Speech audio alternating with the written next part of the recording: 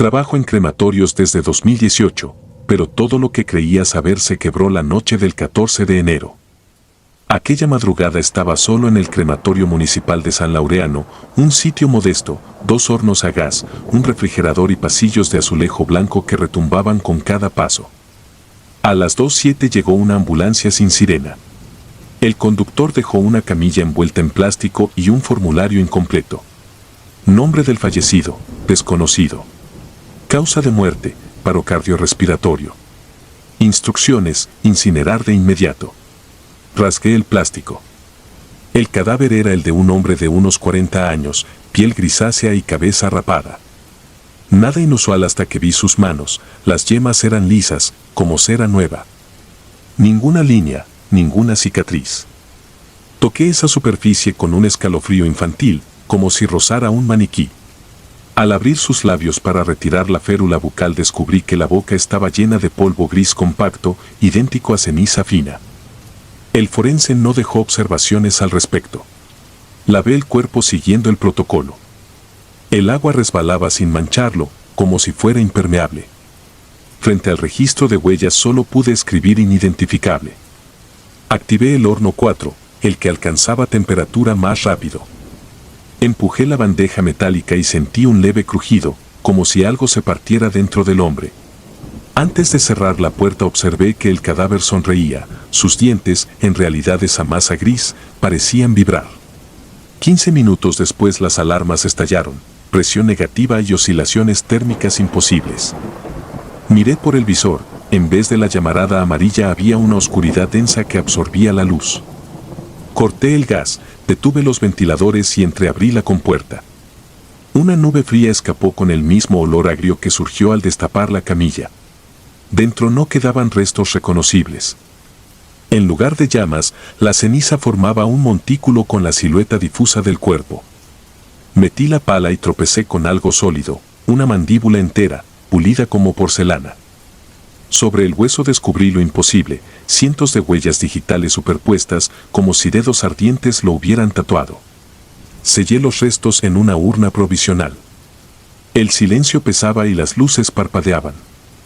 Pensé que todo era un fallo mecánico, hasta que en casa, al quitarme los guantes, vi mis yemas irritadas y, horas después, las líneas comenzaban a borrarse. Supuse quemadura química. Aquella madrugada al intentar dormir, cada vez que cerraba los ojos veía el interior del horno. Del montículo sin luz surgían dedos de hollín que tanteaban mi piel. Desperté cubriéndome las manos, seguro de que alguien trataba de despegarme las yemas como etiquetas. El cansancio convirtió cada ruido doméstico en un arrastre de brasas. Creí haber terminado con la pesadilla, pero la noche siguiente hallé el horno 4 fuera de servicio y, sin embargo, su panel marcaba 0 grados centígrados. Moví el pestillo, la puerta se abrió sola. Dentro había ceniza fresca, aunque no constaban cremaciones diurnas. La mandíbula seguía allí, pero las huellas ajenas se habían borrado. Ahora distinguía mis propias impresiones, aquellas que ya no tenía en la piel. Un viento helado salió del túnel de combustión, trayendo voces que no resonaban en los oídos sino detrás de los dientes. Retrocedí, y el piso dejó marcada mi pisada en polvo gris. Al segundo paso las huellas desaparecieron, como si el polvo las copiara y luego las devorara. Huí al área de almacenamiento. Todas las gavetas vibraban con un golpeteo rítmico, como nudillos llamando. De pronto se abrieron expulsando bolsas que cayeron alineadas hacia el horno 4. El sistema de ventilación se activó solo y el pasillo se llenó de ceniza flotante donde aparecían remolinos diminutos, idénticos a las espirales de un dedo. Comprendí que aquello buscaba impresiones nuevas. Recordé el formulario, quizá el hombre sin huellas las había perdido así. Tomé una mano prostética de silicona usada en prácticas forenses, hundí mis dedos en tinta dactilar y copié cada impresión sobre la superficie artificial. Planté la prótesis frente a la compuerta abierta y conecté el electrodo de choque para activar la resistencia. La ceniza inhaló. La neblina fue absorbida por el horno, que se cerró de golpe. La temperatura subió a 900 grados centígrados y las alarmas callaron. Cuando todo volvió a la normalidad, las bolsas cadavéricas yacían inertes. Sentí mis yemas, lisas aún, pero sin dolor. Al amanecer, La policía forense denunció una anomalía. La mano protésica apareció intacta en la cámara de refrigeración y mostraba huellas de mi compañero Víctor, desaparecido desde la noche previa. Las cámaras de seguridad nunca grabaron la cremación, solo se me ve empujando una camilla vacía. Nadie encontró la urna que había sellado. Me detuvieron por ocultar pruebas. En el interrogatorio me solicitaron impresiones digitales. Extiendo la mano y la tinta no deja marca. Los especialistas se miran confundidos. No tengo surcos, pero en el expediente aparecen huellas perfectas, las de Víctor. Escribo esto en mi celda, con un lápiz que desconozco. A cada giro se desprende un polvillo gris que se adhiere al papel formando anillos concéntricos, como si mis palabras intentaran convertirse en espirales dactilares ajenas. A las 2:07, la lámpara del pasillo de mi celda parpadea y surge polvo sobre la bandeja. No es yeso, huele a hueso quemado. Soplo y las motas dibujan surcos que se abren y cierran como bocas. Cuando la figura consiga moldear huellas completas, alguien más ocupará este cuerpo sin nombre. Si alguna vez recibes a un muerto sin huellas, no lo incineres. Quémale el nombre, rómpelo si hace falta, pero nunca le des un horno donde el vacío pueda respirar. Lo que arde no siempre se queda ahí, a veces necesita manos nuevas para seguir escribiendo su historia de ceniza.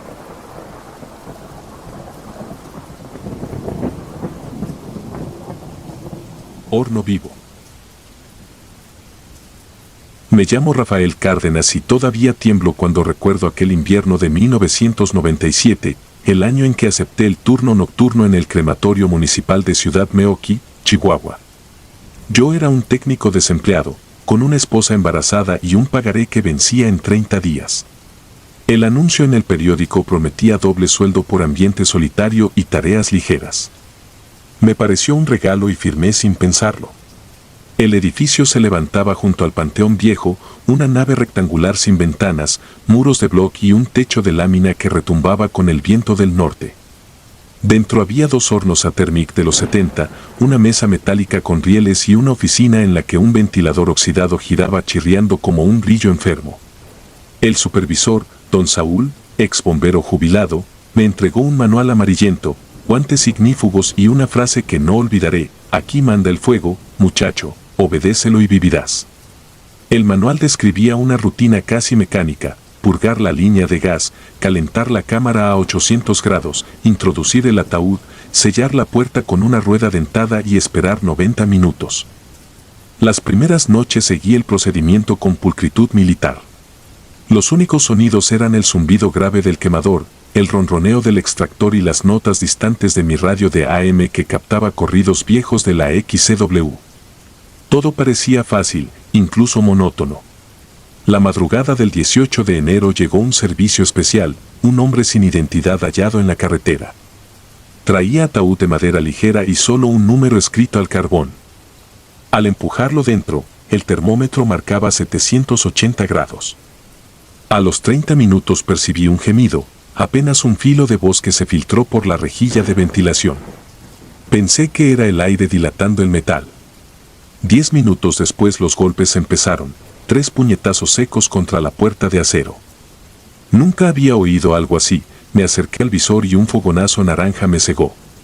Cuando la temperatura descendió a 200 grados abrí la cámara.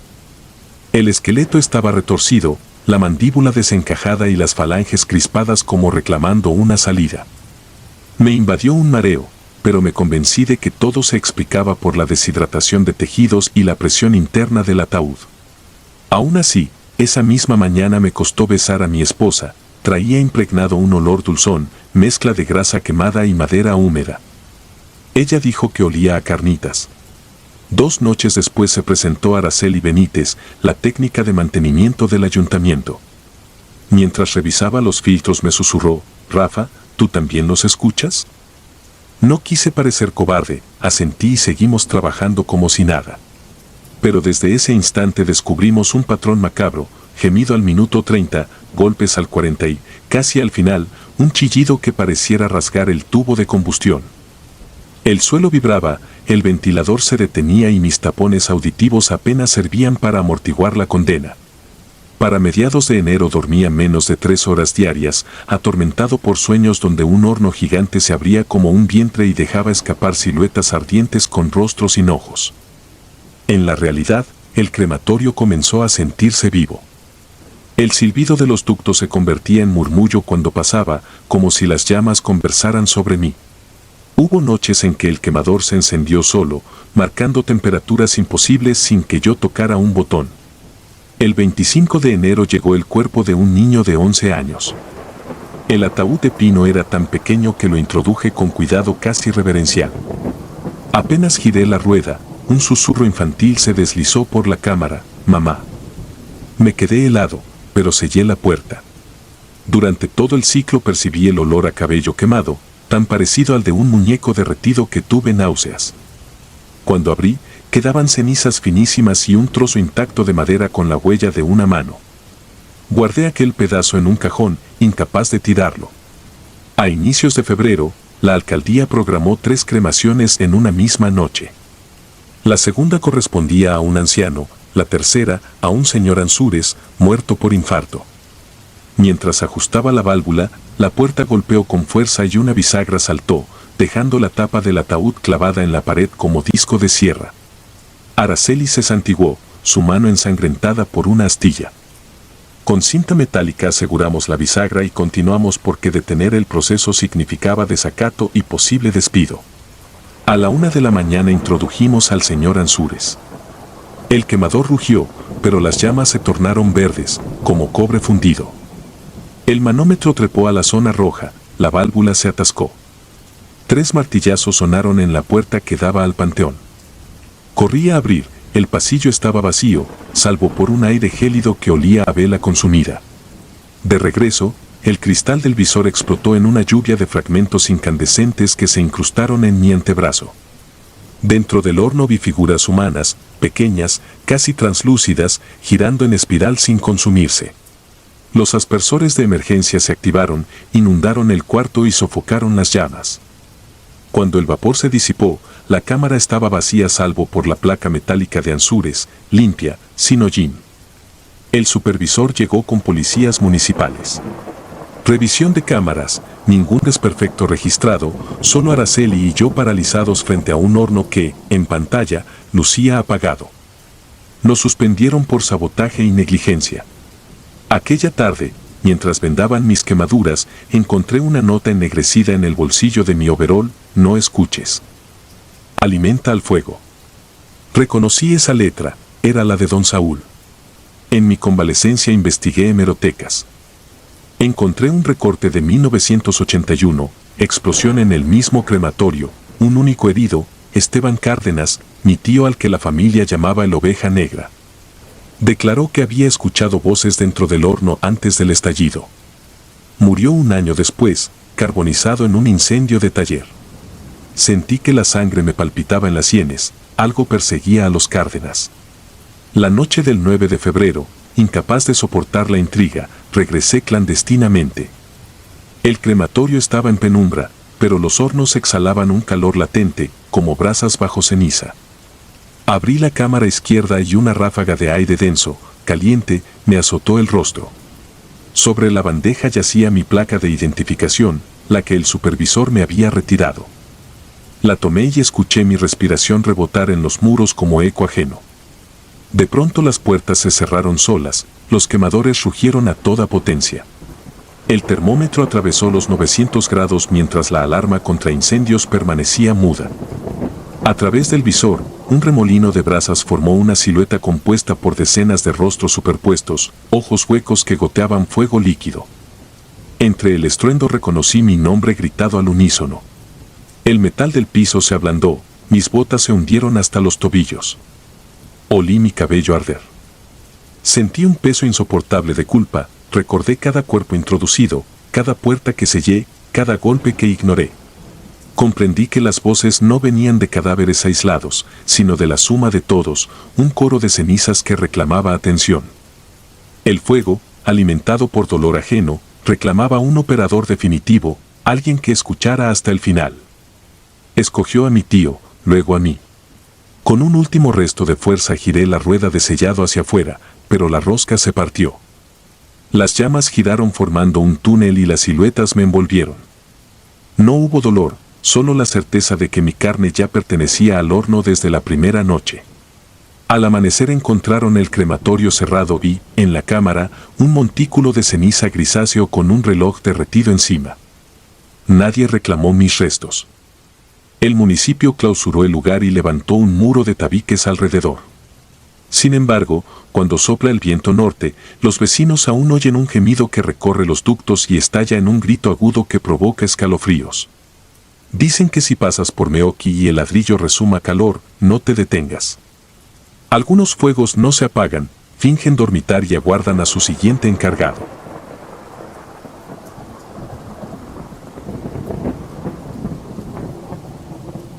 Aliento en las llamas. Me llamo Iván Salgado. En 2018 trabajaba como operador nocturno en el antiguo crematorio municipal de León, Guanajuato. Quienes no han pasado una madrugada entre hornos industriales creen que el terror allí proviene de lo que entra: cuerpos fríos, ataúdes mal sellados, historias trágicas. Con los años descubrí que el miedo verdadero nace de lo que sale: el humo, los crujidos metálicos y, a veces, algo que parece un susurro cuando las llamas ya deberían haberlo reducido todo a polvo. Aquel miércoles de mayo recibimos el cadáver de un hombre sin identificar hallado cerca de un canal de riego. No llevaba documentos ni huellas legibles, había pasado días en el agua. La fiscalía, urgida de liberar espacio, autorizó la cremación inmediata. Mi compañero Ernesto y yo firmamos la cadena de custodia de rutina.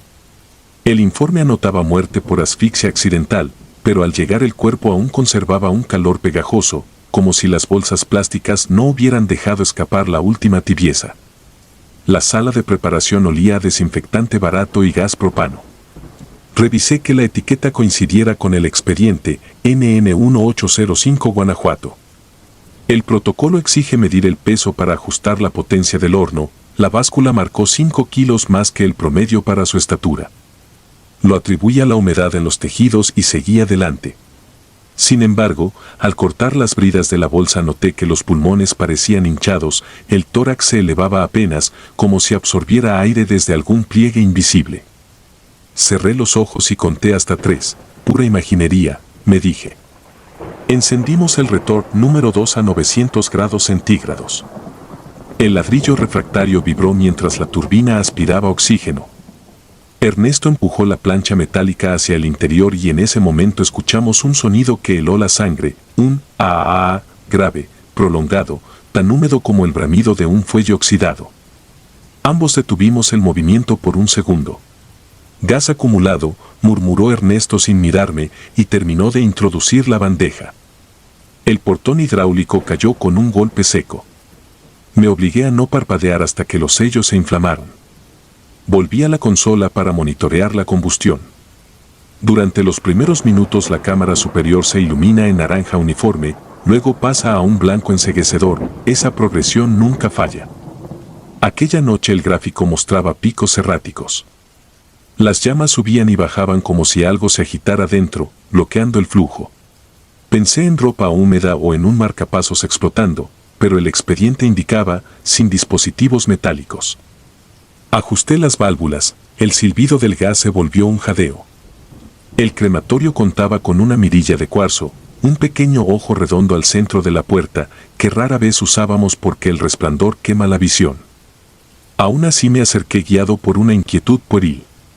Entre el fuego creí distinguir que los labios ennegrecidos se abrían, formando la palabra aire. Retrocedí bruscamente y tropecé con el carrito de urnas vacías, derramando ceniza antigua sobre mis botas. Ernesto soltó una risa nerviosa, pero no dijo nada, prefería fingir que no había oído mi exclamación ahogada. A los 40 minutos, cuando debíamos iniciar la etapa de pulverización, la alarma de presión disparó un chirrido agudo. El horno marcaba 300 grados centígrados menos de lo necesario, imposible con los quemadores al máximo.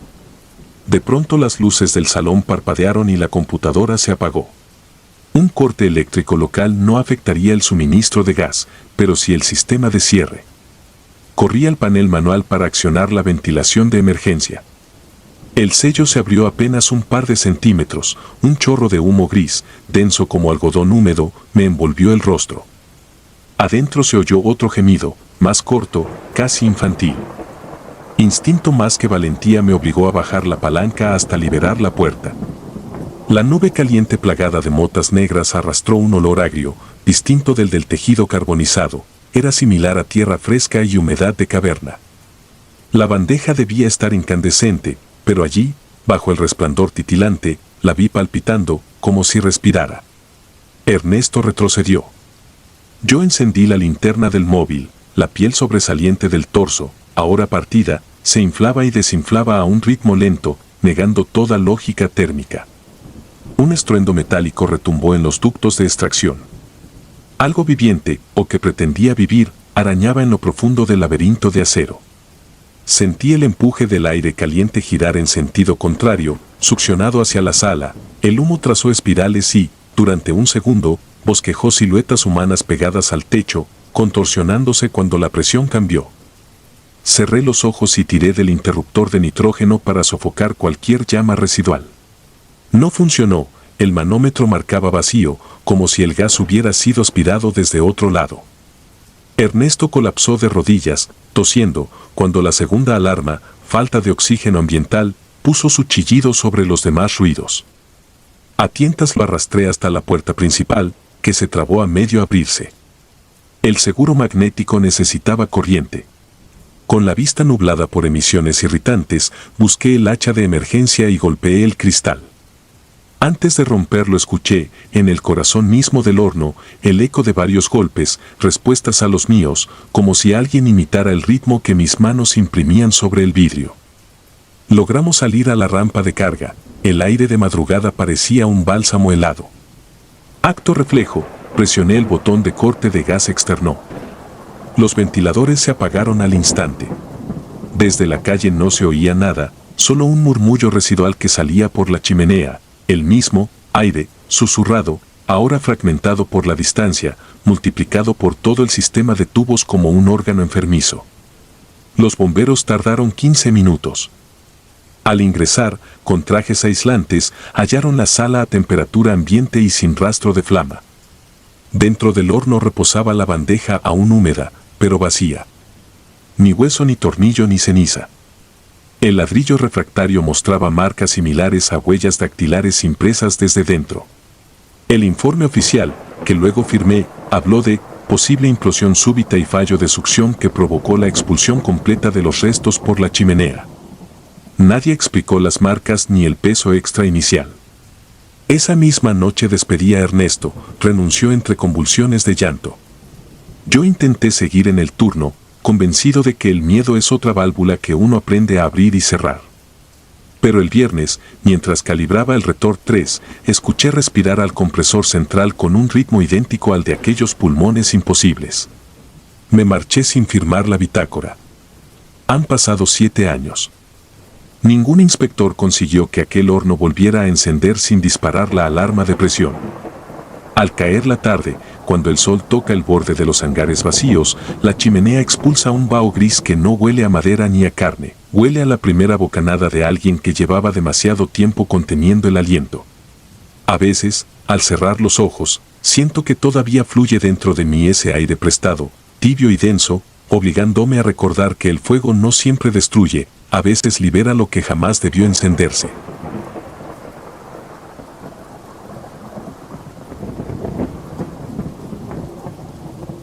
El cuerpo que lloró antes de entrar. No existe entrenamiento que prepara a un trabajador de crematorio para escuchar el lamento de alguien que ya no respira. El sonido se clava en la mente como metal recalentado y, aunque solo dure un parpadeo, deja una marca que no se borra. Mi nombre es Arturo y soy de Monterrey. Lo que viví en 2017 me marcó de por vida y todavía retumba cada vez que la noche cae sobre la ciudad. Aquel año yo era el más joven del turno nocturno en el crematorio municipal, un viejo edificio encajado al pie del Cerro de la Silla.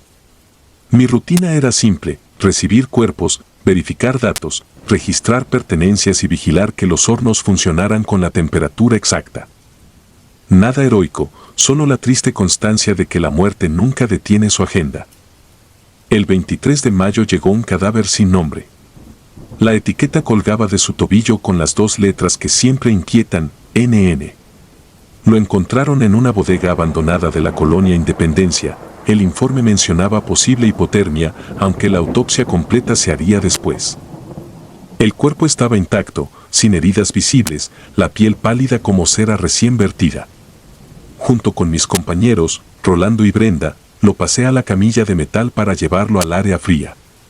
En ese instante, escuché un sollozo, débil pero claro, como si hubiera alguien atrapado dentro de un tubo hueco. Mi pulso se aceleró, pero me obligué a suponer que era el rechinar de las ruedas. Sin embargo, al cruzar la puerta que conduce al corredor principal, Rolando se detuvo. Sus ojos se clavaron en la camilla. Él también lo había escuchado. Ninguno dijo nada, los reglamentos prohíben conversaciones cerca de los cuerpos, así que continuamos el desplazamiento con la mandíbula tensa. Dejamos el NN en la cámara número 3, marcamos hora y temperatura, luego nos dispersamos hacia nuestras tareas. A las 2 de la mañana encendí el horno para una cremación programada. Revisé que la flama alcanzara los 900 grados, rellené el formulario digital y, cuando me giré, la luz de la cámara 3 parpadeó. Corrí a revisar los fusibles, pero todo estaba en orden. Volví a la sala de hornos y encontré la puerta de la cámara 3 entreabierta. El candado seguía puesto, solo que colgaba suelto. Empujé la puerta con un guante y un aire gélido me envolvió. Dentro, la camilla estaba vacía.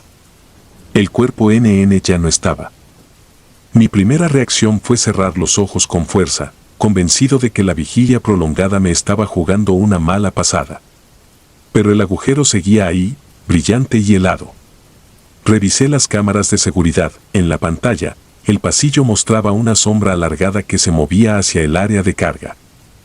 Tomé la linterna y corrí, pensando en un robo de órganos o en un intento de ocultar evidencia. No encontré a nadie.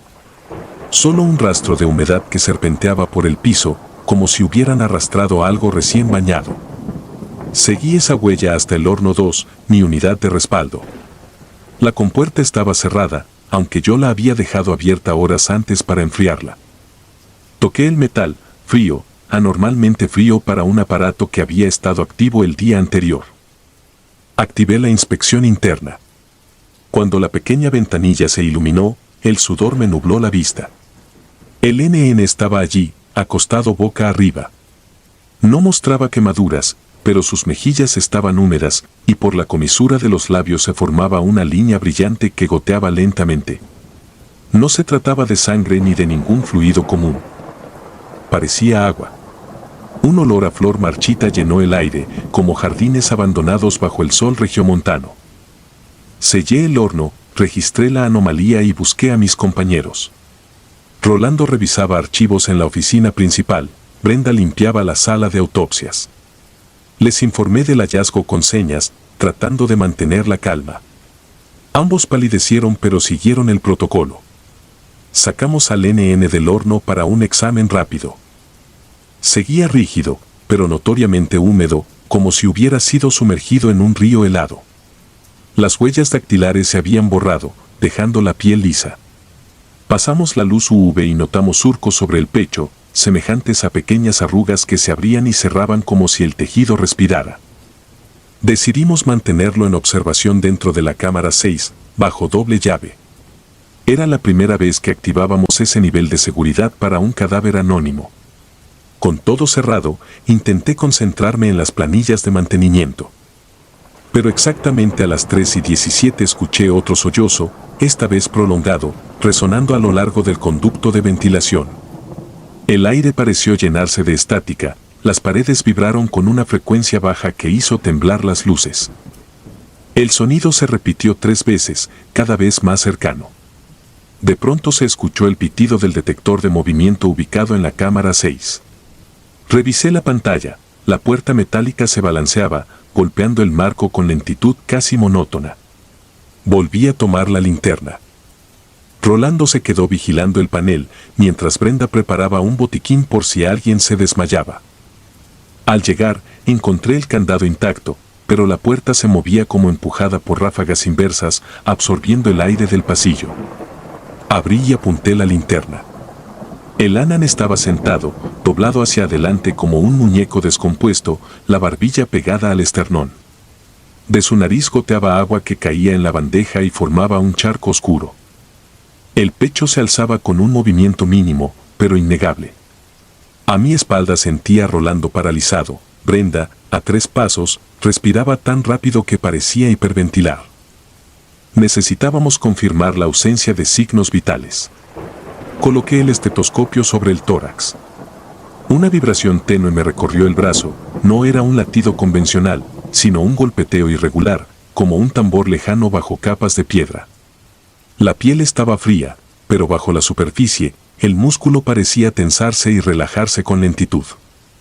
Saqué el termómetro digital, 22 grados, muy por encima de la temperatura común de un cuerpo sin vida en la cámara fría.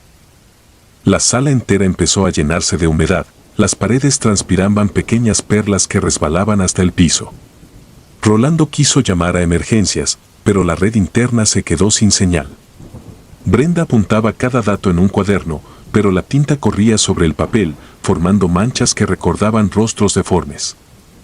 Yo intentaba mantener el control, recordando los cursos de anatomía forense: un cadáver no revive, un cadáver no llora. La evidencia contradecía cada manual. Ante la imposibilidad de moverlo de nuevo, decidimos esperar la llegada del supervisor al amanecer. Cerramos la puerta, abatimos las luces y regresamos a la oficina para registrar todo. El reloj marcaba las 4:15. Faltaban 2 horas para el relevo y el ambiente se sentía más denso que el concreto. A las 5 en punto, el sistema de alarma contra incendios se activó, aunque ningún sensor térmico lo justificaba. Corrí hacia la sala, un vapor denso salía por las rendijas del horno 2. Pensé que había prendido solo, pero cuando abrí la compuerta no vi fuego. Una niebla blanca escapó e inundó el pasillo.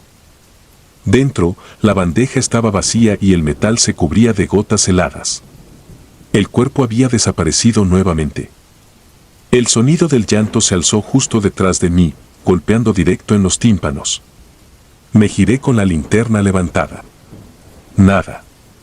Solo el pasillo invadido por neblina, la pintura descascarada, los focos titilantes. Entonces lo comprendí, no se trataba de una presencia queriendo huir, era un recuerdo atrapado en ese cadáver, reproduciéndose una y otra vez, como un casete arruinado que se rebobina sin fin. Sin darme cuenta, las lágrimas me rodaban. No era miedo únicamente, era la forma en que aquel lamento obligaba al corazón a recordar que sigue latiendo y puede romperse por compasión. Cuando llegó la mañana, el supervisor halló todo inundado.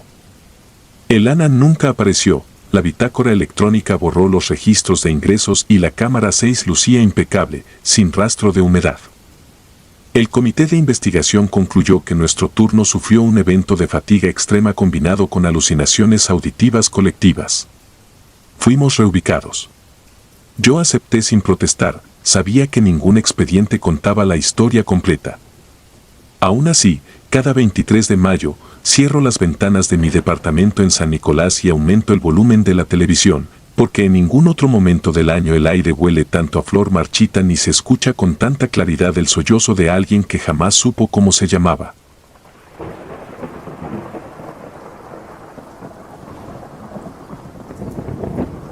Los cuerpos no estaban muertos. Golpeó mi conciencia un estruendo metálico que pareció romper el turno en 2, como si el edificio completo se hubiera encogido para mostrarme sus grietas. Aquel sobresalto marcó el inicio de la noche más larga de mi vida, y no lo digo por dramatizar, todavía escucho la repercusión oscura de ese golpe cuando trato de dormir. Mi nombre es Alfredo, y en 1997 atendía el crematorio central de San Juan de los Lagos, Jalisco. No era un oficio popular entre mis amigos, pero pagaba puntual y alimentaba cierta obsesión personal. Quería entender, de forma casi científica, cómo el fuego convertía una vida entera en un puñado de polvo liviano. El recalentador de gas rugía con habilidad feroz a las 3 de la tarde, momento en que llegaron 2 cuerpos procedentes de un choque en la autopista rumbo a León. Viajaban en la misma ambulancia fría, como si la tragedia se empeñara en mantenerlos unidos un poco más. El reporte de tránsito describía una colisión frontal con un tráiler. Al abrir las bolsas negras para la inspección, comprobé que el conductor, un hombre alto, piel tostada, había quedado con quemaduras parciales, mientras que el pasajero, algo más bajo y robusto, presentaba contusiones graves y costillas expuestas. Ninguno mostró signos vitales en el traslado. Sellé los formularios y avisé a mi compañero de turno, Mauro, que encenderíamos el horno 2 horas antes de lo normal para evitar acumulación de trabajo nocturno. La rutina dictaba todo: temperatura a 900 grados, flujo de aire calibrado, plancha metálica limpia. Introdujimos primero el cuerpo del pasajero. El tambor interno devoró los tejidos sin contratiempos. 8 kilos de fragmentos óseos cayeron al triturador y quedó lista la cámara para el conductor, el segundo difunto. Ajusté la camilla, deslicé la bandeja, activé el quemador y anoté la hora. A simple vista, nada difería de las centenas de procedimientos previos. Aún así, algo vibraba en el ambiente, como si los sensores captaran una microvariación que mis oídos humanos no lograban registrar. El movimiento aterrador ocurrió al minuto 27, justo cuando la combustión alcanza su fase más intensa. Sentado frente al panel de control, vi en la mirilla una sacudida brusca. El torso se elevó varios centímetros y luego se desplomó. Los manuales describen contracciones involuntarias debido a gases y tendones tensos, así que no me alarmé de inmediato. Pero un instante después, la mano izquierda del cadáver se alzó de nuevo y se aferró a la rejilla de protección interna. No fue un mero tic muscular, los dedos se articularon unos sobre otros, tensando los nudillos hasta blanquear la piel ennegrecida por la lumbre. Aquella visión heló mi estómago. La fuerza aplicada era suficiente para deformar la varilla. El cuerpo entero parecía luchar contra el espacio que lo contenía. El instinto quiso empujarme a accionar el botón de detención de emergencia, pero detuve el impulso. Frenar el quemador con un cuerpo dentro podía provocar un contraflujo de llamas y una explosión. Opté por observar, esperando que la tensión cediera. Pasaron 15 eternos segundos antes de que la mano, ya ennegrecida como madera carbonizada, cayera desprendida al piso del horno. El metal se cerró sobre ella con un crujido parecido al quiebre de un tronco seco. Después, la cámara recobró su quietud infernal. Terminada la cremación, Mauro y yo recogimos restos óseos y ceniza con la cautela habitual. Entre las herramientas metálicas hallé la mano calcinada, un fragmento rígido, aún crispado, conservando la forma exacta de aquel agarre desesperado. La depositamos en la trituradora junto con todo lo demás, en silencio absoluto, cada uno lidiando con su propio montón de preguntas. Esa noche descubrí la fragilidad de mi fortaleza mental. Al cerrar el portón del crematorio, sentí el temblor involuntario de las rodillas. El piso parecía inclinarse. El aire olía a diésel y a grasa, un cóctel que normalmente pasaba inadvertido, pero que ahora adquiría matices casi repugnantes. Caminé hasta mi cuarto de servicio, me dejé caer en la litera y cerré los ojos con la esperanza de un descanso rápido. No hubo sueño. Se formó en mi mente una escena repetitiva, la mano aferrándose en cámara lenta, rehaciendo su agarre una y otra vez. Cada vez que pestañeaba, la piel pareciera cobrar color y la fuerza incrementarse. Creí oír el chirrido del metal, aunque sabía que estaba a metros de distancia y que la sesión había terminado hacía horas. Durante 7 días, la imagen me persiguió. No importaba cuántas horas pasara leyendo manuales o revisando protocolos, en cuanto bajaba la guardia, aparecía la mano al rojo vivo, trepando en un ciclo interminable. En la segunda madrugada sin descanso efectivo, mi pulso se aceleró hasta el vértigo. Percibí hormigueo en los labios, un indicio de hiperventilación.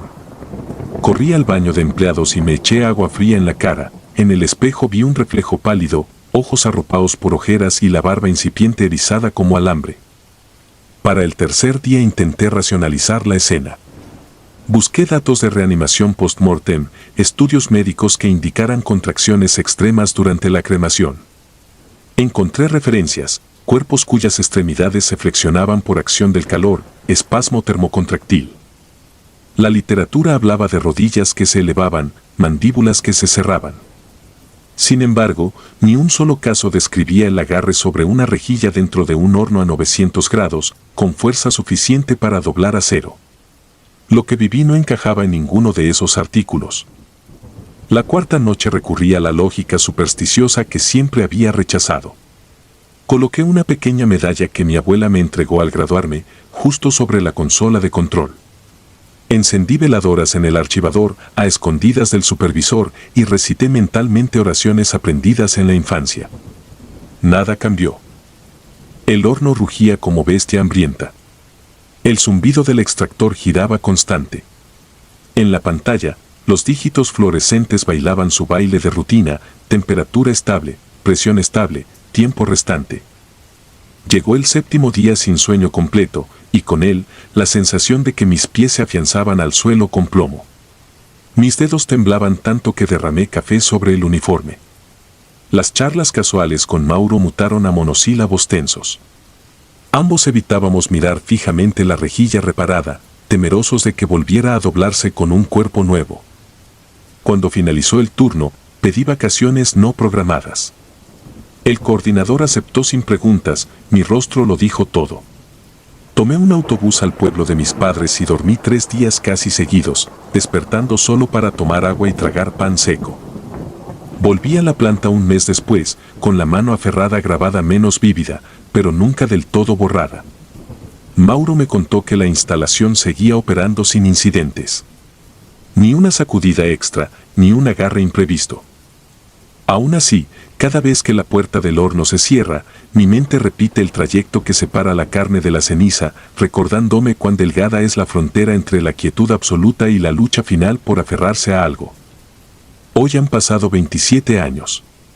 Trabajo en un laboratorio de tejidos, lejos de los hornos, aunque el olor a carne quemada todavía emerge de los recuerdos a veces, como si la memoria liberara gases invisibles.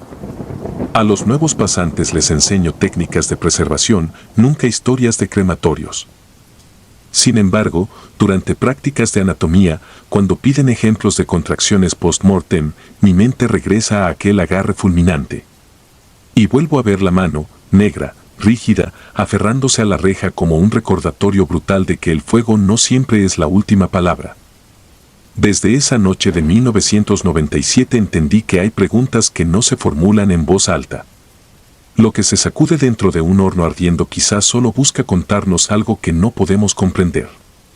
Saber eso basta para que mis párpados tiemblen cada vez que el silencio de la madrugada se torna denso.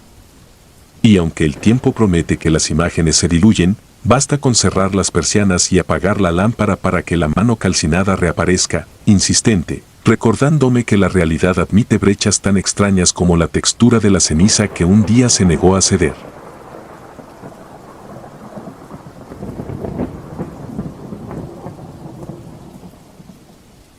Las fotos malditas de la cámara 3. Jamás hubiera imaginado que un simple destello de luz, captado a las 3:07 de la mañana, tuviera la fuerza para torcer mi destino. Sin embargo, aquí estoy, sentado frente a la pantalla de un portátil que ya no reconozco como propio, luchando por mantener el pulso mientras relato aquello que ocurrió entre paredes frías y hornos rugientes. Mi nombre es Germán Luna, técnico forense adscrito al Servicio Médico Legal de Oaxaca desde 2018. En marzo de 2021, nuestra jefatura instaló un sistema de videovigilancia digital, orgullosamente vendido como Visión Total, 0 puntos ciegos. Nadie previó que aquella lente ofrecería algo más que prevención de accidentes. El primer mes transcurrió sin incidentes, cadáveres etiquetados, autopsias rutinarias, cremaciones programadas. Cada turno nocturno se parecía al anterior, hasta que la cámara dirigida al horno 3 comenzó a registrar la presencia de un hombre inmóvil, de complexión media, piel ceniza y ropas demasiado limpias para un entorno tan grasiento. Su aparición se repetía sin atraso un solo día. El reloj marcaba la misma hora con precisión quirúrgica. Nunca antes ni después. La puerta de acceso quedaba sellada, las alarmas antipánico permanecían sin dispararse y los sensores de movimiento no entregaban lectura. Era como si ese cuerpo fuera visible solo para la cámara. Al principio creímos que se trataba de un error de firmware, píxeles muertos formando un contorno engañoso. Analizamos cuadros fotograma por fotograma, la silueta resistía cada filtro y balance. Se definían los pliegues de la chamarra, los bordes de unas botas pesadas, la piel sin brillo. Un compañero más veterano sugirió actualizar el software. Nada cambió. El hombre seguía allí, de pie, con la cabeza levemente inclinada hacia la compuerta sellada del horno, como un visitante paciente. Cuando la soledad pesa, el personal de guardia busca distracciones absurdas. Una madrugada, la cuarta con apariciones, decidimos imprimir en alta resolución la secuencia completa. Queríamos bromear, colgar las imágenes en el corcho de la sala de descanso bajo el título Cliente frecuente. Seleccioné 30 fotogramas consecutivos y los llevé a la impresora térmica del archivo forense. El tóner olía a metal caliente mientras las hojas salían, cada una mostrando al desconocido desde un ángulo apenas distinto. Al observar la serie alineada sobre la mesa, sentí un picor casi imperceptible en los párpados, como si llevara horas sin parpadear. Guardamos las copias en una carpeta. Pensé que ahí terminaría nuestra anécdota, pero al amanecer siguiente llegaron los primeros síntomas: dolor de cabeza pulsátil, escalas de temperatura corporal que subían y bajaban como resorte, una náusea que no respondía a sal de uvas ni a antiácidos. Yo, terco, atribuí el malestar a la cafeína barata y al estrés de mover cadáveres con equipo insuficiente. Sin embargo, al reunirme con mis colegas noté el mismo tono verdoso debajo de sus ojos. Cada uno describía el mismo zumbido interno, la misma debilidad súbita. Ninguno relacionó la impresión fotográfica, al menos no todavía. Los turnos siguientes se complicaron. La cámara de horno 3 empezó a fallar justo después de capturar la imagen puntual de las 3:07, el monitor se cubría de ruido estático durante 40 segundos y luego volvía a la normalidad. El rostro del sujeto seguía sin definirse, ni cejas, ni boca, apenas una mancha más pálida en medio de la cabeza. Cada movimiento parecía al borde de un temblor, pero nunca llegaba a expandirse.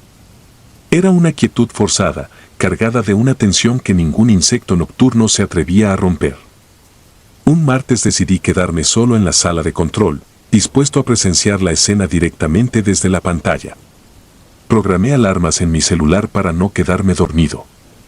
A las 3:04, el silencio del sótano se sintió viscoso, casi líquido. El aire acondicionado emitía un soplido intermitente. Observé el cronómetro digital avanzar segundo a segundo. Cuando la marca alcanzó los 2 minutos, una línea horizontal cruzó el monitor, duró un segundo. Al despejarse, allí estaba, el hombre frente al horno, como previsto. La cámara, hecha para 1080p, ofrecía detalle suficiente para distinguir botones y costuras, excepto en su cara. Un manchón nebuloso borraba la identidad, como si la piel allí no obedeciera a la lógica de la luz. Terminado el lapso, la silueta desapareció y la imagen recuperó su nitidez total. Respiré sin darme cuenta de que había contendido el aire más de lo recomendable. Apagué los equipos y subí al vestíbulo. El mareo fue inmediato. Sentía las piernas flojas, los dedos de las manos palpitaron a ritmo irregular, la boca se me llenó de un sabor férreo. Al apoyar la palma en el mármol gris, noté el sudor mezclado con algo espeso. Al mirar, vi manchas diminutas de sangre. Parecían pinchazos de aguja. Limpié ansioso, temiendo contaminar la zona. La jornada terminó con 2 compañeros hospitalizados por fiebre hemorrágica sospechosa y un tercero desmayado en la morgue móvil. Todos habíamos visto las fotos impresas. Las autoridades sanitarias sugirieron algún virus respiratorio, pero los cultivos retornaron negativos. Cuando la doctora de epidemiología preguntó si habíamos manipulado químicos corrosivos, negué con seguridad. Callé la existencia de aquel dossier fotográfico. Tal vez por orgullo científico, tal vez por miedo a sonar supersticioso. Los síntomas escalaron. Las hemorragias nasales se volvieron diarias, la visión periférica se nublaba a ratos, los latidos parecían resonar fuera del pecho. Cada uno de nosotros empezó a aislarse, evitando hablar del tema, como si compartir la experiencia reforzara su poder. Una tarde, al revisar los expedientes de cremación de 2020, hallé algo que me heló las manos: un hombre no identificado, incinerado en horno 3 el 7 de agosto de ese año. Causa de muerte, politraumatismo, procedencia, carretera federal, rasgos distintivos, tatuaje en forma de llave en el antebrazo izquierdo. Busqué enseguida la secuencia de seguridad de aquella fecha, pero el disco duro mostraba sectores dañados justo en ese lapso. Nadie había comentado una falla similar antes de 2021. Sospeché que nuestro visitante podría estar relacionado con aquel caso sin nombre, quizá un extraviado cuya partida quedó mal documentada. Decidí volver a las impresiones guardadas. Al abrir la carpeta, sentí un escozor en la nariz. Cada hoja presentaba ahora manchas pardas, como óxido, que no recordaba. Encendí la lámpara UV que usamos para rastrear fluidos. La superficie del papel brilló con diminutos filamentos, asemejando capilares brotando de la imagen borrosa del desconocido. Me negué a seguir mirando. Quemé los documentos en la bandeja de descarte biológico, ajustando la válvula de gas hasta que el papel se volvió ceniza volátil. Aspiré el olor acre con la esperanza de zanjar la cadena de contagio. Mi mejor amiga en el turno, Selena Martínez, no tuvo la misma fortuna. Al día siguiente, su cuerpo fue hallado en el archivador, desplomado sobre cientos de carpetas. Su sangre manchaba fotografías, informes y exámenes toxicológicos. Los paramédicos certificaron un colapso multiorgánico fulminante. Nunca había padecido enfermedad crónica. Pregunté si ella estuvo expuesta a las impresiones. Un auxiliar asintió, recordando que Selena ayudó a embolsarlas en plástico. Fue entonces cuando la correlación se volvió innegable. Solicité a la dirección clausurar Horno 3 temporalmente, argumentando fallos electromecánicos. La petición fue denegada por falta de presupuesto. Con mis últimos bríos, desmonté la cámara sospechosa y la remití al Laboratorio de Imagen Forense en Ciudad de México.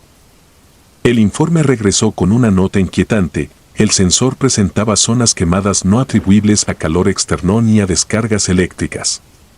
Un técnico escribió a mano la expresión artefacto de origen desconocido, concluyendo que la garantía quedaba anulada. Hoy, 9 meses después del primer registro, continúo enfermo. Los médicos hablan de una vasculitis atípica, pero ninguna biopsia arroja causa concreta. He perdido 8 kilos, mis encías sangran por la noche y la piel se me torna ceniza en los codos. Cada madrugada, a las 3:07 exactas, despierto con el recuerdo vívido de una figura que observa, eternamente quieta, frente a un horno industrial que ya no controlo. No necesito cámaras para saber que sigue allí. Dentro de mí, algo registra su atención, como si piel y nervios se hubieran convertido en sensores involuntarios. Si alguien encuentra este relato, no encienda las luces del sótano de Oaxaca sin antes cubrir los ojos, jamás mire una imagen impresa proveniente de Horno 3. Lo que la cámara reveló no pertenece a la lista de causas de muerte aceptadas por la ciencia. Es una presencia que infecta a través de la mirada, una huella luminosa capaz de sembrarse en la sangre ajena.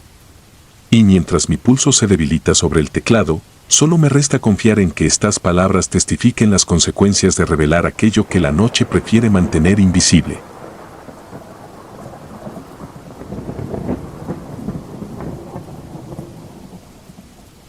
La mujer que se quedó parada frente al horno. Aquello empezó como una noche tan tranquila que el silencio parecía extenderse como los muros fríos del sótano. Sin embargo, el tiempo se partió en dos cuando entendí que la muerte no siempre duerme dentro de las bolsas negras. Prefiero mantener mi nombre en el anonimato. Era el año 2009 y yo tenía 24 años. Cumplía mi turno nocturno en la morgue de Tlalpan, un edificio gris que apenas sobresalía entre bodegas y patios olvidados. El olor a desinfectante, mezclado con metal quemado, se me había vuelto tan familiar como el pulso. Revisaba inventarios, etiquetaba prendas, limpiaba charolas. Nada fuera de lo común, hasta esa hora exacta, 2:37 de la mañana. Mientras anotaba la temperatura de los hornos, levanté la vista y la vi. Una mujer de blanco se encontraba inmóvil frente al horno de cremación número 2. Su vestido largo parecía tejido con la misma cal que cubría las paredes. Tenía la piel tan pálida que brillaba bajo la lámpara fluorescente rota que colgaba sobre nosotros. Pensé que era una familiar extraviada. Allí no debía haber nadie ajeno al personal, el acceso de madrugada se cerraba con doble candado. Me acerqué con paso firme, acostumbrado a desalojar curiosos que se colaban detrás de ataúdes. Levanté la mano para indicarle que saliera. Ni un sonido salió de mi boca al principio, la laringe se me endureció como cemento húmedo. Cuando por fin logré articular palabras, o algo parecido, ella desapareció. No giró ni corrió, simplemente dejó de estar. El pasillo quedó vacío en un parpadeo, como si nunca hubiese ocupado espacio. Instinto y rutina chocaron. Primero seguí el protocolo, encendí todas las luces, verifiqué cámaras, barrí cada esquina. Nada. Ni rastro de puertas forzadas. El registro digital marcaba las mismas 4 personas de servicio, 2 guardias arriba, mi colega de necropsias en el laboratorio y yo. Nadie más. Sentí el estómago contraerse al recordar algo que mi abuela decía: a la muerte hay que temerle viva, no quieta. Pero esta clase de refranes no caben en reportes oficiales, así que volví a mi lista y forcé la mente a la normalidad.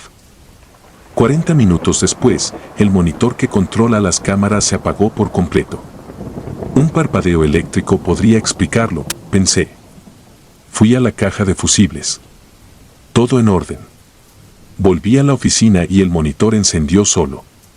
La pantalla mostraba una transmisión fija, la puerta del horno 2. En el ángulo inferior emergía un reflejo blanco, un velo levitando a escasos centímetros del piso. Saqué mi celular para fotografiar la pantalla, la imagen quedó totalmente negra, como si la lente se hubiese negado a registrar aquello. A esa hora, el aire acondicionado detuvo su zumbido constante. Con él se fue la sensación de rutina. El silencio se volvió pesado, denso, capaz de deformar la conciencia. Me sentí observado desde la penumbra que cubría los estantes con frascos de formol. Avancé por el pasillo apenas iluminado, sosteniendo una linterna. Mis botas retumbaban sobre el mosaico, amplificando el sonido de los propios latidos. Cuando llegué frente al horno 2, advertí que la puerta metálica tenía marcas de manos, huellas húmedas, pegajosas, como si alguien la hubiese presionado desde dentro. En el registro, ese horno había permanecido vacío desde la tarde anterior. La siguiente incineración estaba programada para la mañana. Abrí la pequeña ventanilla de inspección. Un soplo frío escapó y empañó el vidrio de mis gafas. Dentro yacía un ataúd de servicio, de los que usamos para cuerpos sin identificar. Jamás debió estar ahí. El peso de aquella irregularidad me perforó la lógica. Corrí al archivo para revisar la bitácora de ingresos. Ninguna entrada coincidía con un cadáver anónimo esa semana. Busqué firmar un reporte de anomalía, pero la pluma se deslizaba sin tinta sobre el papel, dejando líneas transparentes. Fue la primera vez, en años de turnos nocturnos, que me temblaron las manos al redactar. Sentí que la realidad se aflojaba, como si un hilo gigante tirara de los objetos, cambiando su sitio cuando yo pestañeaba. Regresé al horno con la intención casi insana de abrir la cámara y constatar el contenido. El metal quemaba, aunque las resistencias estaban apagadas. Sujeté la manija con un trapo. Al desplazar la compuerta, un olor extraño me invadió, ni carne, ni ceniza. Más bien, humedad añeja, como tierra recién volteada. Deslicé el ataúd fuera. No estaba sellado, solo asegurado con broches sueltos. El instinto gritaba que me detuviera, pero la mente científica exigía respuesta tangible. Abrí la tapa. Dentro no había cuerpo. Solo un vestido blanco, perfectamente doblado sobre las tablas. Encima descansaba una fotografía en blanco y negro. La imagen mostraba el pasillo de la morgue décadas atrás. Al fondo, el horno 2, idéntico, con su puerta entreabierta.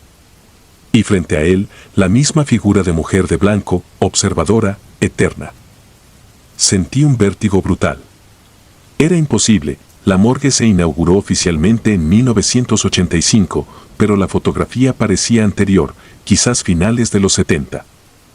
Quise meter la mano para tomar la foto, pero algo me detuvo. La madera del ataúd crujió con un ritmo interior, como si uñas insistieran en salir. Retrocedí. La temperatura bajó de golpe. El vapor de mi aliento se volvió visible. Entonces lo entendí, aquel ataúd era una invitación, un umbral. No contenía restos, sino un objeto personal del fenómeno que yo estaba presenciando. La morgue se convertía en su escenario, y yo, en testigo predestinado. Decidí cerrar la tapa, volverla a su sitio, sellarla con puerta y enclavarla con cadenas de los estantes. Al terminar, la linterna parpadeó y se apagó. El pasillo quedó sumido en penumbra ténebra. Avancé guiado por la memoria, consciente de cada latido que parecía resonar contra las paredes. Alcancé la escalera que llevaba a la superficie. Empujé la puerta, bloqueada. Salí al corredor opuesto y la encontré abierta. Corrí hacia el área administrativa, donde el cristal de la recepción reflejaba mi figura, pálida, desencajada, cubierta de polvo gris. Sin embargo, algo no encajaba en el reflejo. Detrás de mí, en el cristal empañado, se delineaba un vestido blanco sin dueño. Me di vuelta y no hallé nada físico. Pero el reflejo permanecía, ajeno a mi giro, como si la imagen hubiese cobrado autonomía. Entonces advertí el último golpe. Sobre mi bata, a la altura del pecho, se marcaba ahora una huella húmeda, la impronta de una mano extendida. El reloj marcaba las 4:12 de la mañana. Faltaban casi 2 horas para el cambio de guardia. Enterré mis miedos en un rincón mental y activé el protocolo de contingencia. Permanecí en la sala principal, iluminé todo. Encendí la radio portátil para mantener ruido constante y mantuve mi vista fija en la puerta del sótano. No ocurrió nada visible durante el resto del turno, pero la impresión de la mano seguía allí, oscureciendo la tela. Cuando llegó la mañana, los técnicos de cremación descendieron. Encontraron la compuerta del horno 2 encadenada. Registraron las cadenas como un acto de negligencia. Sin dar explicaciones, redacté un informe clasificándolo como intervención urgente, adjunté la fotografía, ahora borrosa, como si la tinta hubiese sangrado, y pedí vacaciones inmediatas. 2 semanas después, el director me citó. Quiso saber por qué un ataúd vacío apareció en el interior del horno 2. Le conté solo la parte tangible, omití la figura, la huella, la temperatura muerta. Me miró con desdén, dijo que mi estado emocional era insostenible y me asignó tratamiento psicológico. Han pasado años. El uniforme cuelga en mi armario, con esa marca oscura que jamás se secó del todo. A veces despierto con la certeza de que la palma sobre mi pecho vuelve a latir. He intentado quemar el traje, pero las fibras no arden. El vestido blanco y la fotografía desaparecieron de la morgue, según actas internas, nunca existieron. Cada 2 de febrero, a las 2:37 de la mañana, suena en mi teléfono una alarma que no programé. Sé que es ella, reclamando un testigo que cierre el círculo. Entiendo al fin que el verdadero incendio nunca ocurrió en el horno 2, prendió, silencioso, en mi memoria y arde sin consumir todo lo que toca, porque lo que toca ya no pertenece al mundo de los vivos.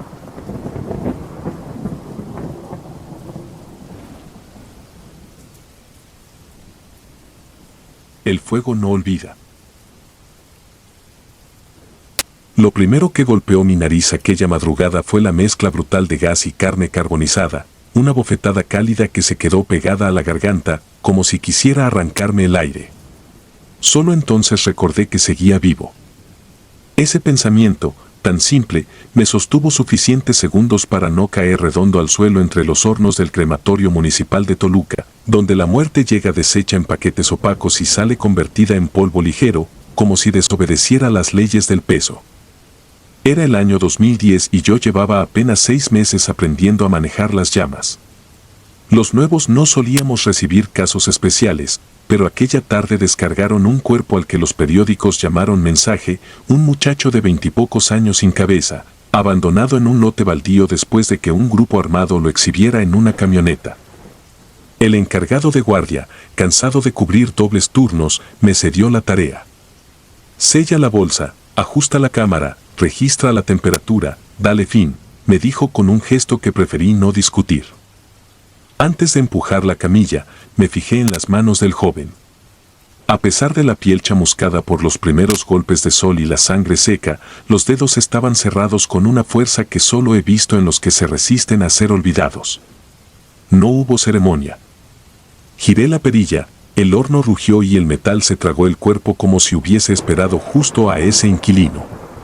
40 minutos después, abrí la puerta para remover los restos. El olor se pegó al interior de mi mascarilla, un recordatorio punzante de que la vida se vuelve humo en silencio. Ni rastro de cabeza, solo un montículo pálido de hueso y ceniza. A la medianoche me acosté en la litera de la sala de descanso, convencido de que dormiría 8 horas, pero apenas cerré los ojos, la oscuridad me mostró el contorno del joven plantado frente al horno que lo consumió. No tenía rasgos, era una silueta recortada por un resplandor naranja. Al abrir los párpados, la imagen se deshizo. Pensé que era efecto de la fatiga. Hasta los veteranos se ríen de los sueños vívidos que provoca la mezcla de calor, monóxido y café barato. Pero el segundo y el tercer sueño repitieron la misma escena, idéntica. Desperté con la sensación terrosa de haber estado respirando cenizas. Creí que un cambio de turno y 1 litro de agua bastarían para resetearme, pero al volver a la sala de hornos 2 noches después, el piso pareció vibrar bajo mis botas. Un paso, otro. Seco, pausado, demasiado real para ser imaginación.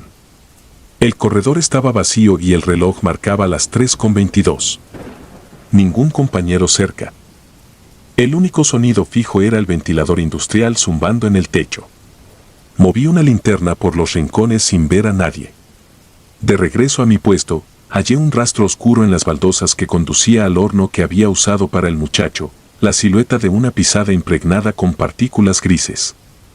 Deslicé un dedo y se tiñó de polvo fino, aún tibio. Limpié rápido, evitando pensar. Esa madrugada, la cámara de vigilancia del pasillo se apagó durante 37 segundos. Lo sé porque revisé la grabación a la mañana siguiente, tenso, esperando una explicación técnica. El archivo mostraba estática y después retomaba la imagen sin ningún salto de tiempo, todo igual excepto un detalle: la puerta del horno marcaba 2 centímetros abierta, aunque yo recordaba haberla dejado bien cerrada. Las bisagras exteriores estaban frías, pero dentro seguía latiendo un calor extraño, casi reciente, como si alguien hubiese quitado la tranca y hubiera mirado directo al interior ardiente. Empecé a dudar de mis propios recuerdos. Revisaba candados 2 veces, anotaba temperaturas en 2 libretas, saturado de miedo a fallar. Aún así, las pisadas regresaban. A veces se detenían frente a la puerta que daba al estacionamiento, otras en la bodega de ataúdes vacíos. Siempre en pares, como un visitante sin prisa. No conté nada a mis colegas. Entre carcajadas mal pagadas y bromas pesadas, el crematorio exige un callo mental que no nace si uno confiesa terrores personales. Pasó una semana y, con ella, la idea de que tal vez todo era producto de la tensión. Para celebrarlo, acepté cubrir el turno de un compañero con gripe. Viernes por la noche, lluvias intermitentes, luz intermitente.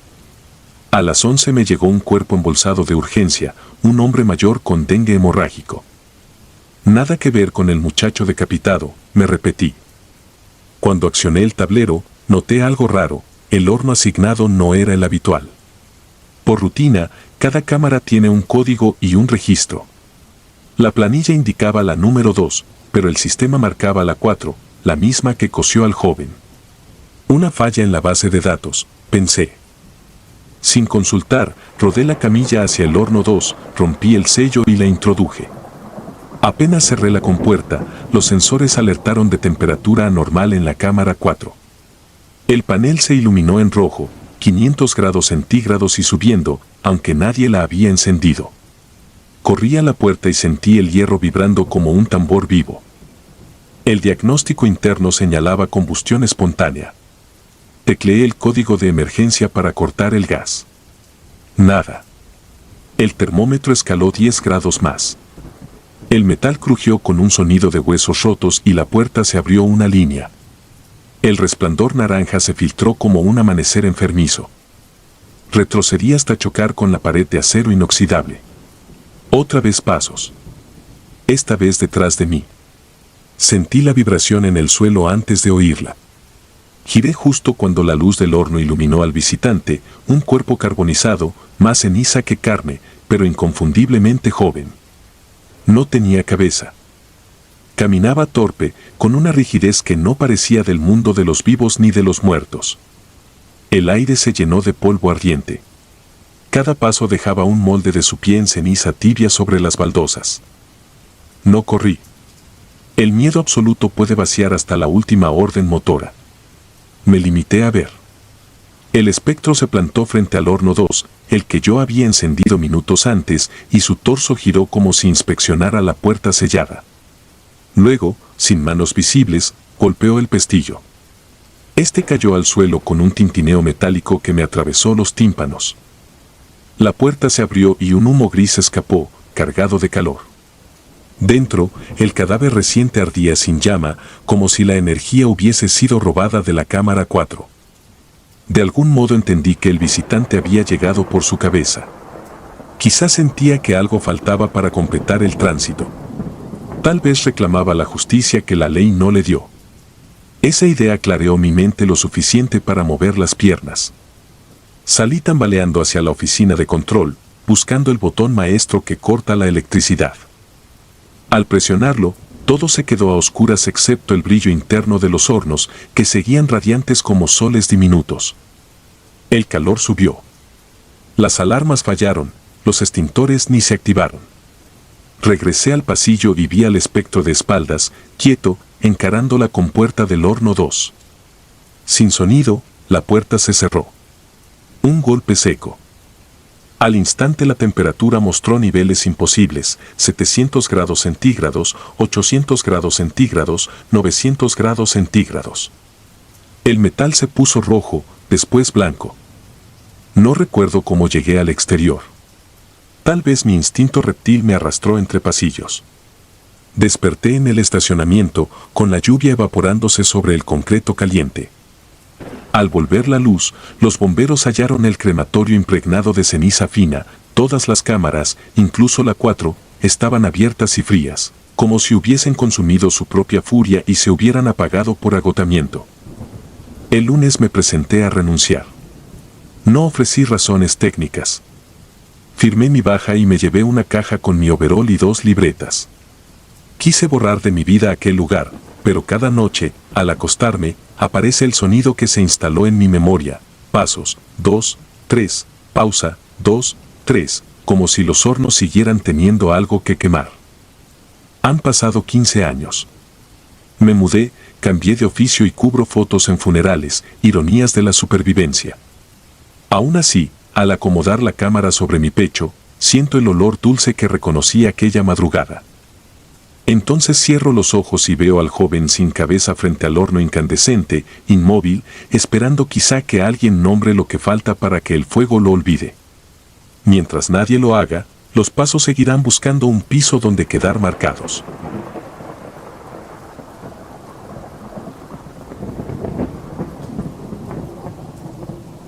El hombre del horno.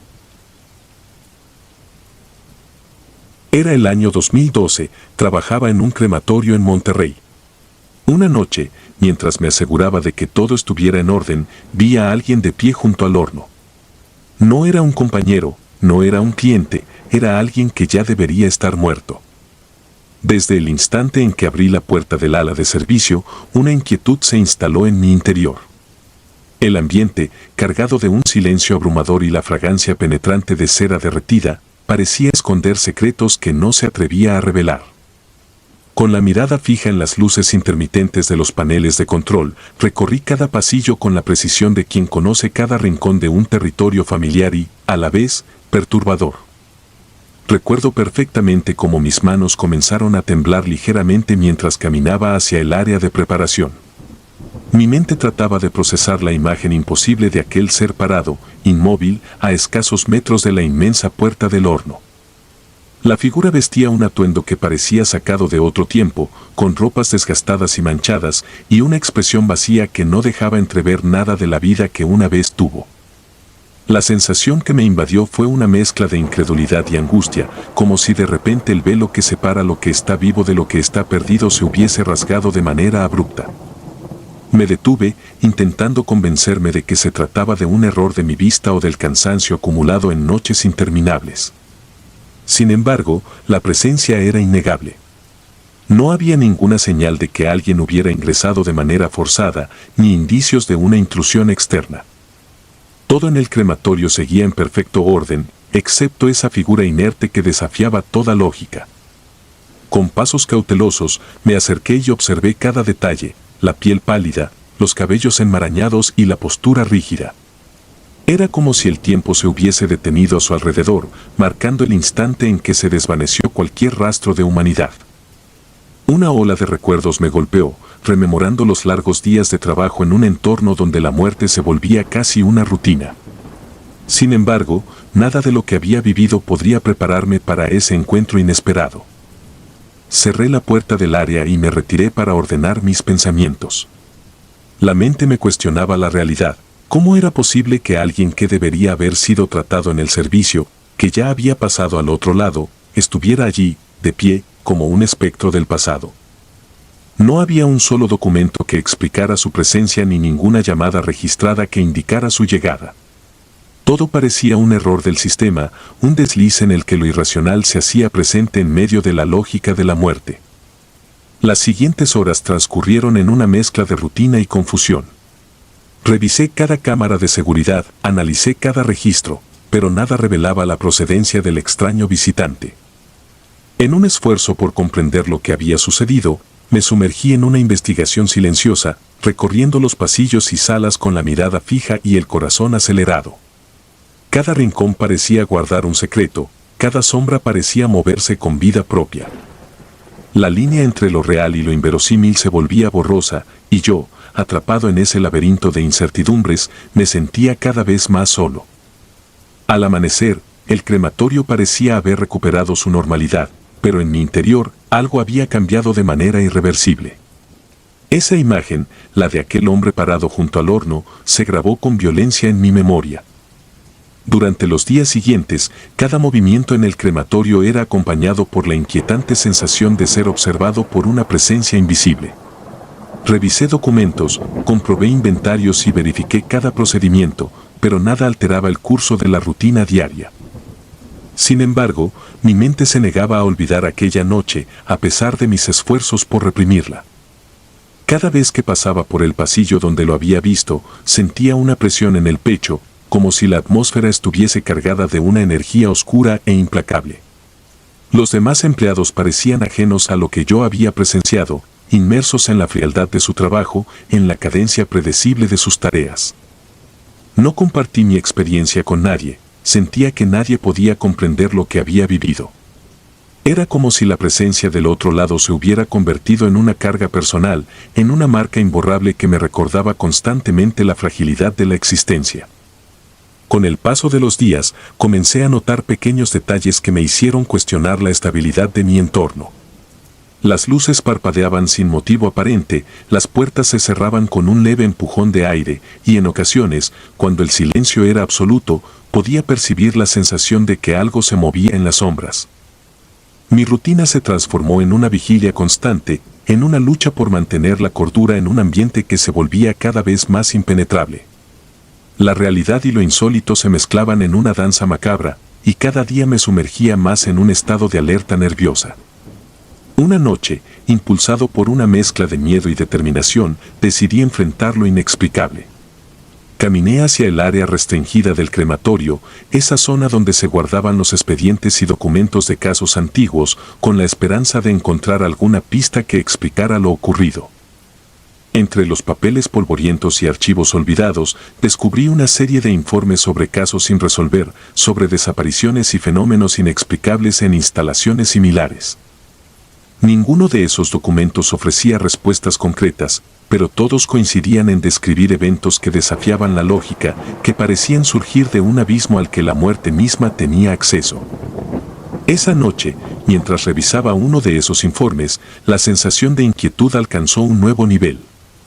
El papel en mis manos parecía temblar, o quizás era mi propio pulso acelerado el que hacía que cada letra se moviera de forma imperceptible.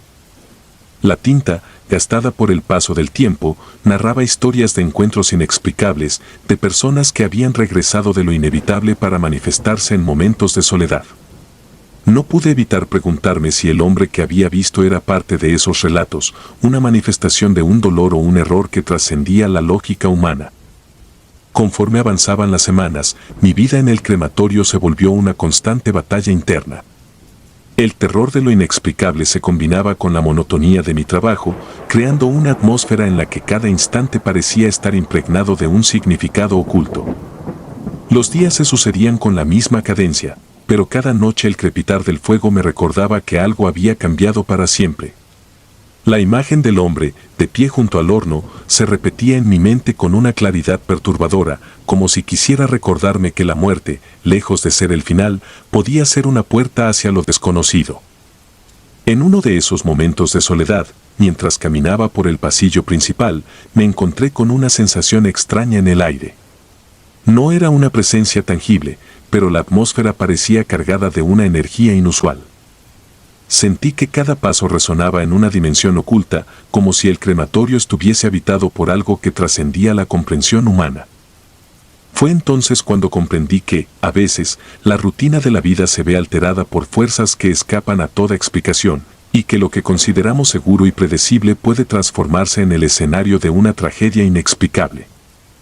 El tiempo transcurrió y la experiencia se fue convirtiendo en parte de mi historia personal, en una cicatriz que jamás podría borrarse. Cada mañana, al encender las máquinas y preparar los espacios para el inevitable ritual, sentía una punzada interna, una advertencia silenciosa de que algo del pasado había regresado para perturbar mi presente.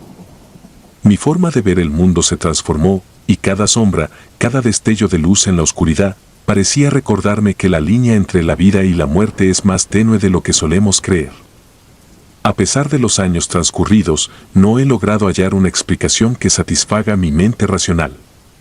La figura que apareció aquella noche sigue siendo un enigma, un misterio que se niega a ser descifrado por la lógica o por la ciencia.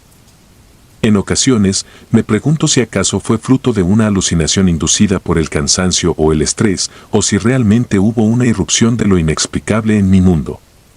Sea cual sea la respuesta, el impacto de aquella experiencia perdura en cada latido, en cada mirada furtiva hacia las sombras. Hoy, al mirar hacia atrás, comprendo que mi existencia se vio marcada por un evento que desafía toda explicación. La experiencia no solo alteró mi rutina en el crematorio, sino que también me enseñó que hay fuerzas en este mundo capaces de romper el molde de lo cotidiano. La presencia de aquel hombre me confrontó con una verdad innegable: la muerte, a pesar de ser un proceso que se repite con exactitud, puede esconder secretos que jamás imaginamos. Esa noche en Monterrey fue la puerta a una realidad donde lo inexplicable y lo cotidiano conviven de manera perturbadora, y donde la lógica humana se ve obligada a enfrentar lo irracional. Cada día, mientras realizo mi labor, la memoria de aquel suceso se hace presente de maneras sutiles. La brisa que roza las ventanas, el tintinear lejano de algún mecanismo, la luz que se filtra por rendijas olvidadas. Todos esos detalles parecen formar parte de una sinfonía silenciosa que me recuerda que la vida está llena de misterios. La experiencia me ha enseñado a no subestimar lo que se oculta en los márgenes de la realidad, a comprender que, incluso en el entorno más familiar, puede haber una historia oculta dispuesta a resurgir cuando menos lo esperas. En mis momentos de introspección, me pregunto si aquel hombre representa algo más que un error del sistema, si es un recordatorio de que, en ocasiones, el pasado se niega a descansar en paz. La sensación de haber estado frente a lo imposible me ha transformado, llevándome a cuestionar no solo mi propia existencia, sino también la naturaleza misma de la muerte. Aprendí a vivir con la incertidumbre, a aceptar que hay experiencias que no pueden ser explicadas por la ciencia o la razón, y que algunas realidades se encuentran al margen de lo que consideramos normal. Con el tiempo, mi vida adoptó un ritmo marcado por la dualidad de lo cotidiano y lo inexplicable. El crematorio se convirtió en un santuario de la muerte, pero también en un escenario donde la memoria de aquel suceso se entrelazaba con mi día a día. Mientras algunos buscan refugio en la rutina o en la lógica implacable de las cifras y los procedimientos, yo me vi obligado a aceptar que hay momentos en que la vida se sale de su cauce, dejando tras de sí una estela de incertidumbre y asombro. Hoy, al relatar esta experiencia, me doy cuenta de que compartir mi historia es un acto de valentía, un intento por comprender y asimilar aquello que me marcó de manera indeleble. No busco respuestas fáciles ni explicaciones que reduzcan lo vivido a simples coincidencias. Lo que sucedió aquella noche es parte de un entramado de realidades que se superponen, donde la línea entre lo tangible y lo inexplicable se desvanece en el calor del fuego. El recuerdo de aquella figura inmóvil junto al horno se ha convertido en una lección de humildad. Me enseñó que, a veces, el mundo nos confronta con verdades que trascienden nuestra comprensión, recordándonos que no somos los dueños absolutos de la realidad. A pesar de todo el dolor y la incertidumbre, aprendí a valorar cada instante, a no dar por sentado la aparente seguridad de la vida diaria y a comprender que hay fuerzas en el universo que desafían el tiempo y la lógica.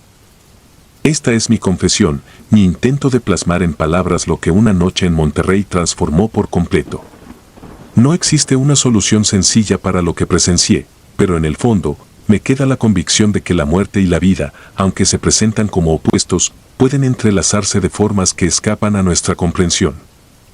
Cada día, mientras el crematorio retumba con el murmullo de sus máquinas y el incesante calor de sus hornos, la imagen de aquel hombre se funde con la realidad, recordándome que algunos encuentros, por imposibles que parezcan, están destinados a quedarse con nosotros para siempre.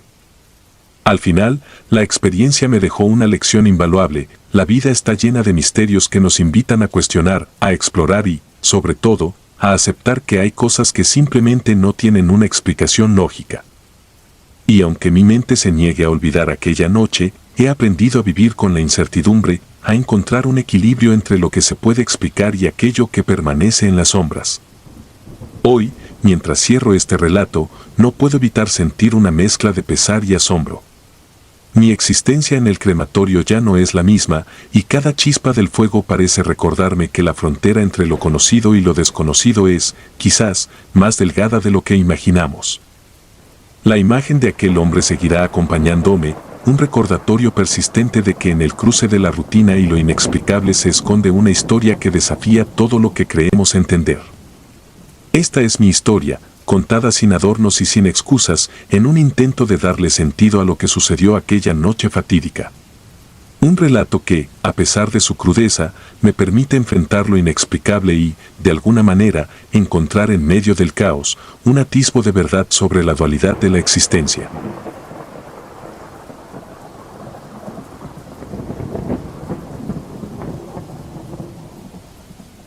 La maldición del crematorio. Dejo mi nombre en el anonimato, pero lo que viví en el viejo crematorio de Tijuana aún me atormenta. Siempre pensé que la muerte era el final de todo, hasta aquella noche en que descubrí que algunas llamas nunca se apagan. Dicen que en ese lugar quemaron a los miembros de una secta y que, por alguna retorcida razón, sus almas quedaron atrapadas. Lo que vi me hizo jurar que nunca volvería a acercarme. La oscuridad de aquella noche era casi palpable cuando llegué al crematorio. No podía imaginar que detrás de la fachada deteriorada y las rejas oxidadas se escondía un relato tan espeluznante. La estructura parecía haberse rendido ante el tiempo, dejando al descubierto cicatrices de un pasado doloroso. La tenue luz de una farola rota proyectaba sombras alargadas que parecían contorsionarse en formas imposibles, como si quisieran contarme un secreto inconfesable. Esa imagen quedó grabada en mi mente de forma indeleble, y aún, años después, siento el peso de esa visión. Al cruzar el umbral, el ambiente se volvió denso, cargado de una atmósfera que desafiaba la lógica. Todo estaba en silencio, salvo por el murmullo distante de la ciudad que parecía incapaz de penetrar la barrera que envolvía el lugar. Caminé con cautela por un pasillo estrecho, donde el eco de mis pasos se mezclaba con el tenue crepitar de viejos aparatos eléctricos. No había nadie, la soledad reinaba en cada rincón, como si el lugar mismo se hubiera olvidado de la vida.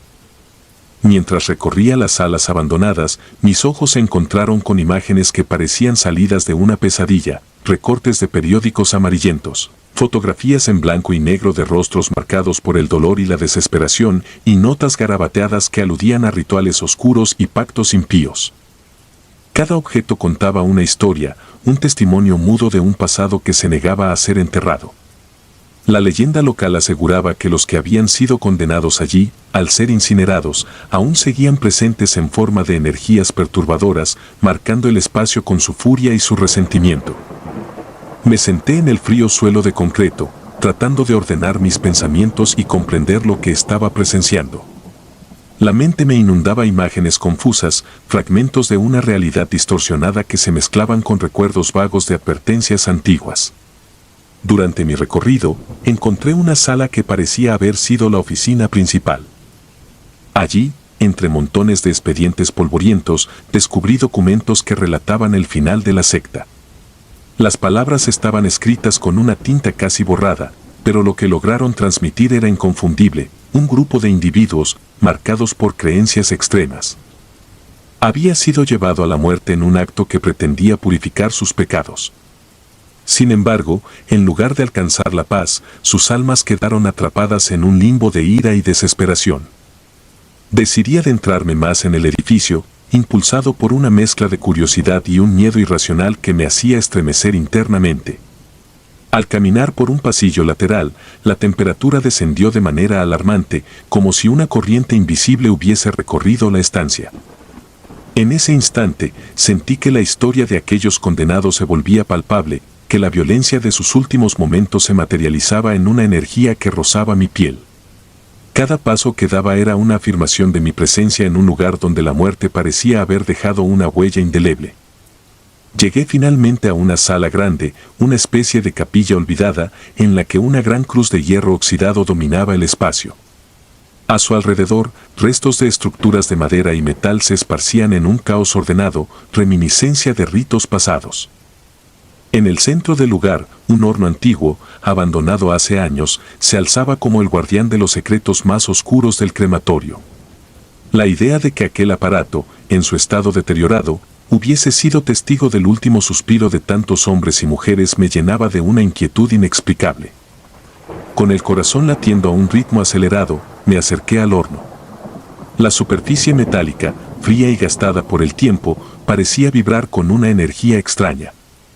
Fue en ese preciso instante cuando lo vi, una figura, casi imperceptible en la penumbra, de pie junto a la entrada del horno. No era un ser vivo en el sentido tradicional, y su presencia desafiaba toda explicación lógica. La figura estaba de espaldas, inmóvil, y no emitía ningún sonido, simplemente estaba allí, como una sombra reacia a abandonar su morada.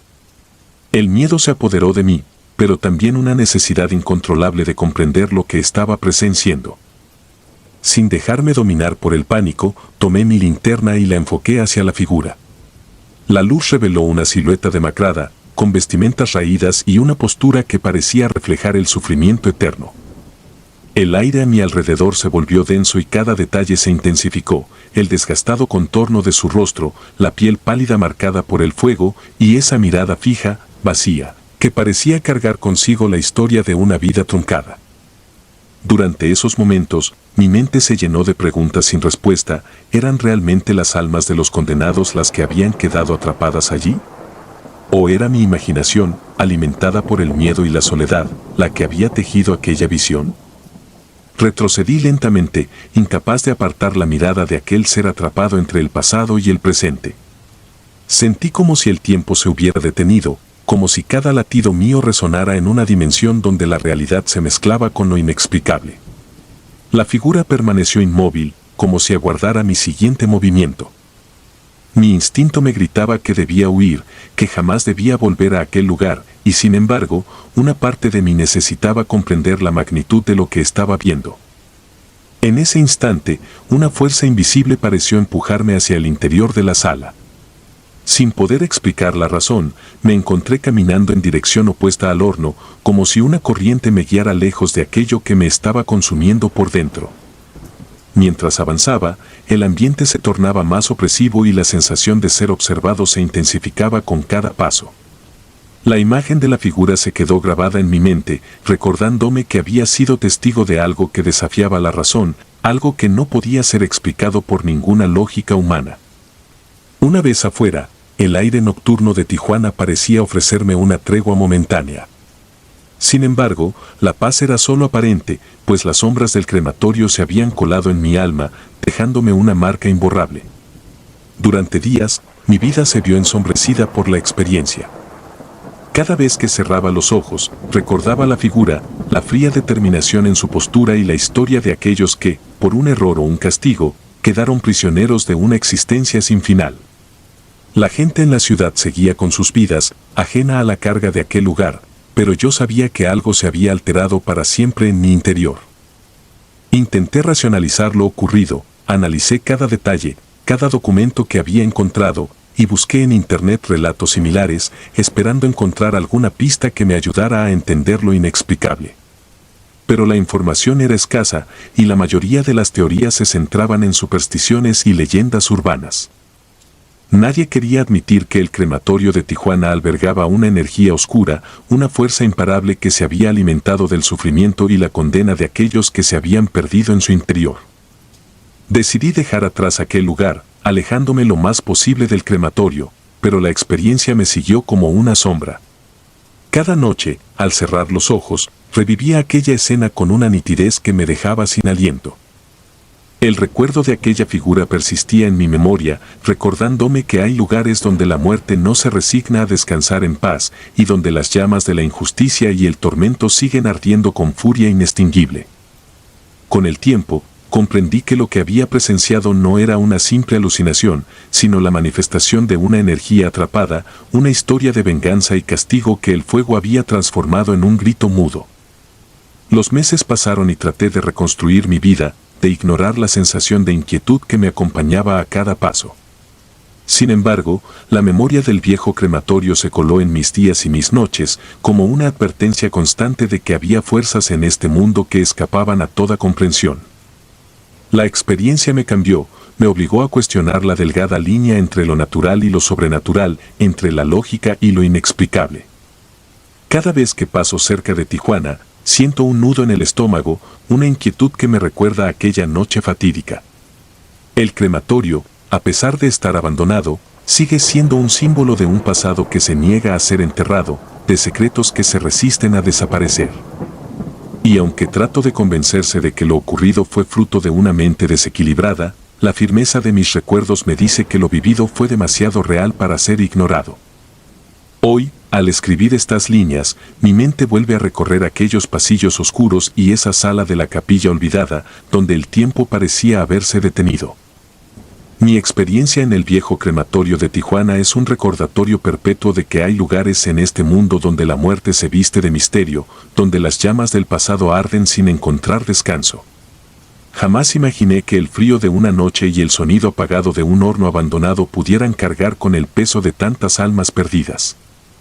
No pretendo asustar a nadie ni convertir mi relato en una advertencia para los curiosos, simplemente quiero dejar constancia de lo que mis ojos presenciaron, de la fuerza incontrolable que emergió de un acto de venganza eterna. La leyenda de la secta y sus condenados no es solo un cuento de terror, sino una herida abierta en la historia de un lugar olvidado, una cicatriz que, a través de los años, ha dejado su marca en quienes se atrevieron a adentrarse en sus dominios.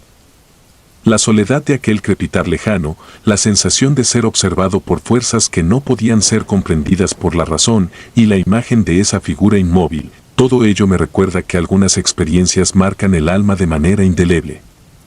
Por mucho que trate de enterrar el pasado, el viejo crematorio de Tijuana y sus secretos siguen presentes, recordándome que hay historias que, aunque enterradas, no dejan de reclamar justicia. Al final, lo que viví en ese lugar me obligó a replantear mi visión del mundo.